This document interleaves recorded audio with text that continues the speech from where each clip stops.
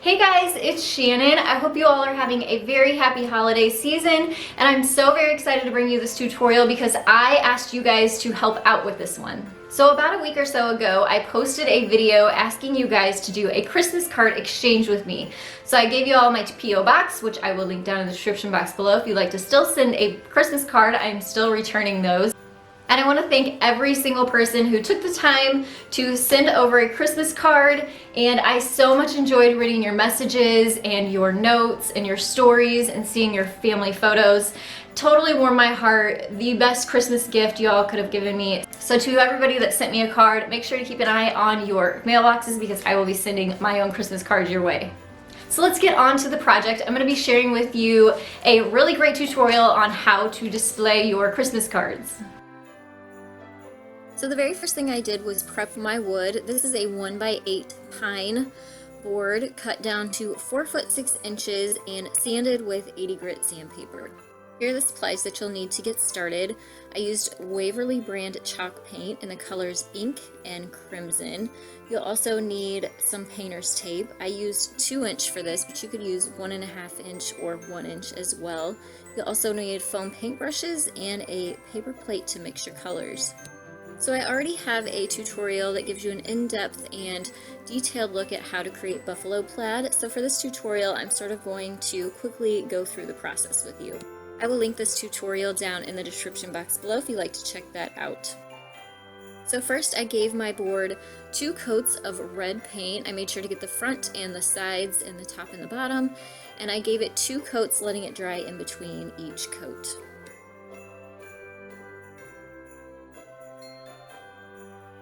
Once our 2 coats of red paint have completely dried, we can move on to taping off the board. So the very first thing we're going to do is tape off a strip down the very center of the board, and then we're going to add another strip right next to and butt it up against the first strip, and then again we're going to repeat that process with a 3rd strip next to the 2nd strip.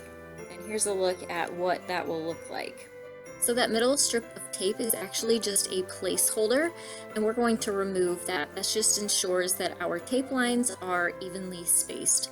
So what I did is I removed this piece of tape and then I relaid it down on the other side of the middle strip that we first laid down, and again added a 3rd strip next to that, and that lays out a nicely spaced and even line for our stripes. Again, remove that middle piece of tape, and then you are ready to paint. Now we're going to mix our red and black together to get a dark maroon color. You don't want it to be too black, you really want it to have sort of a dark red color. Then you're going to paint your maroon color into the taped off areas, and we're going to do 2 coats of that, letting it dry in between. Once it's completely dry, then you can remove your painter's tape.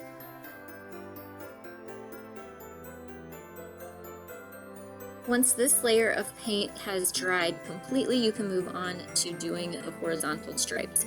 So we're going to use the same technique here by laying down 3 strips of tape and removing the center one, and then moving that center piece right up next to the bottom piece of tape, using it as a placeholder to create evenly spaced lines.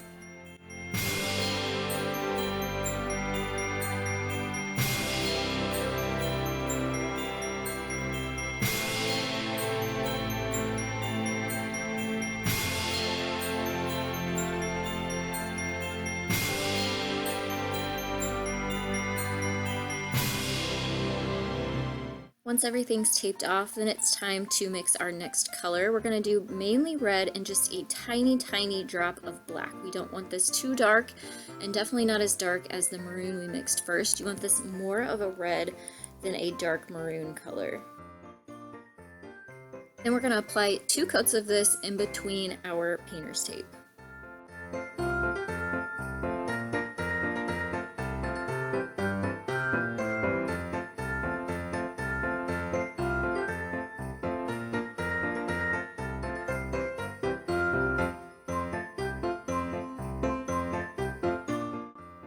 Once everything has dried, we're going to leave the tape on here, so don't remove it. And this is what it's going to look like. You're going to kind of see where our original paint lines were, and I'll show you here. This is where our first line of vertical tape went. And what we're going to do is we're going to put our tape back in those original places. So you can kind of see through the paint where that was. So just take your time and reapply those vertical lines.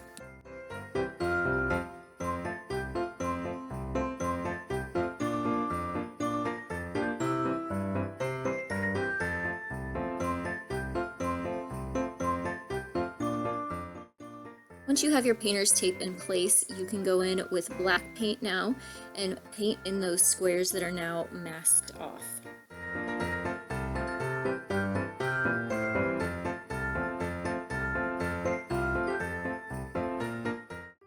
After the black paint has completely dried, then it's time to remove all of the painter's tape to reveal your beautiful buffalo check print.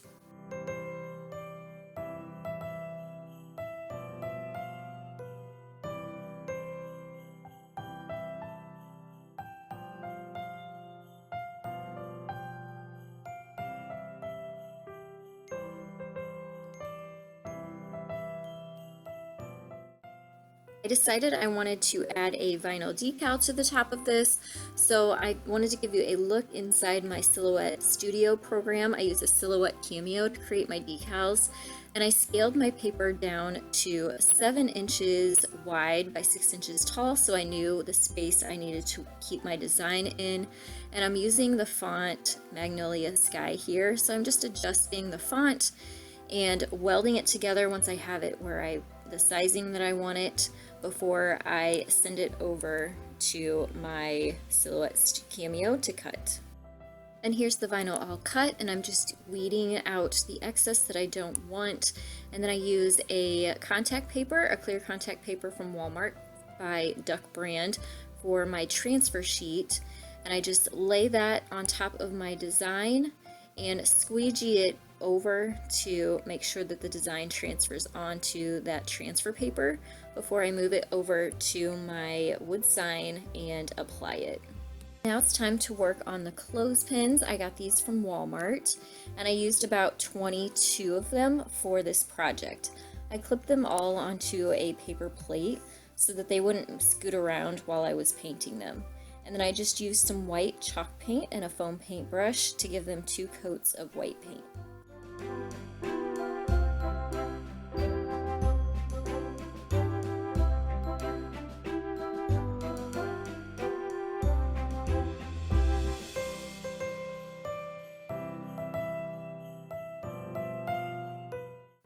Next, I decided to space them out 4 inches apart. So I came down and started my count at 8 inches from the top, and then went every 4 inches all the way to the bottom. And then I repeated this for the other side as well. Then I just used some hot glue to apply them. I added glue to the longer part and let the shorter end of the clothespin hang off of the sign. And I just used those marks that I had made earlier as my guide, and I used my hot glue to apply 1 clothespin at a time as I went down the sign and glued them onto those marks.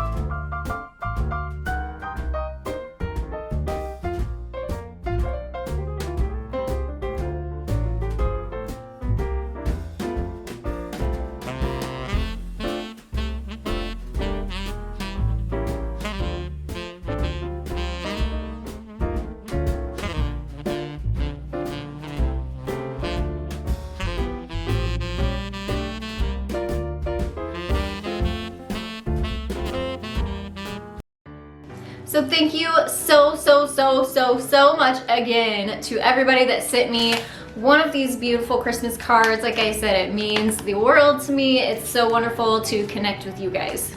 I hope that this tutorial inspired you. Make sure to give it a thumbs up for me. That definitely helps out me and my channel a lot so I can continue bringing you great DIY projects. You can also click, there is a share button below this video, and you can share this video with your friends and family and inspire them too. And don't forget to hit that subscribe button. I do DIY tutorials every Monday, Wednesday, and Friday. And I want to thank you all so much for watching. I'll see you next time. Happy holidays!